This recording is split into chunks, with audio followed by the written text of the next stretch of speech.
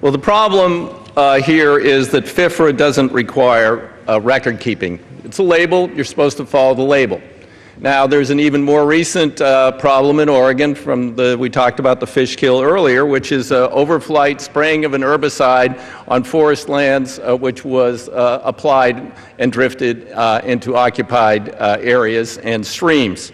Now, without the EPA requirement that you record and report, we wouldn't know that that had happened. But now we do. And the people who are complaining about health effects have some recourse since they know what was applied, when it was applied, and who applied it. Now, if we do away with that requirement, you say, oh, well, the states might still require something. Well, they might not. So therefore, it would be, well, you got to follow the label or not. How are you going to find out if they followed the label? How are you going to find out whose plane that was? How are you going to find out what they sprayed? You won't be able to. If you got an impaired body of water, we're now mapping things.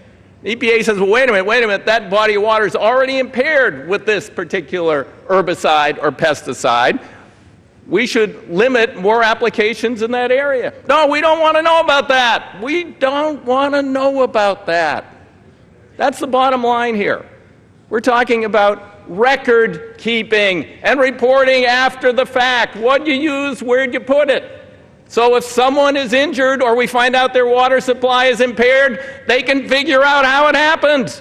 But if we do away with this requirement, with this Groundhog Day 3 bill, again, it was pest management, it was forest health, then it was reducing regulatory burdens, but now reborn in the last week as Zika control, because it's, as the gentlelady from Maryland said, the cause du jour.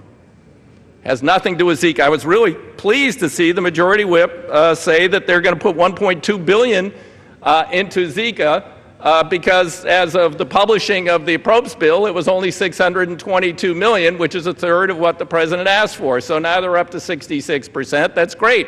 I hope that's right because we haven't seen that in writing yet. But the bottom line is we need to partner with the states to deal with the threat of Zika. Just like we did with West Nile, none of which is going to be impaired by a little record keeping so we know where, how, what was applied.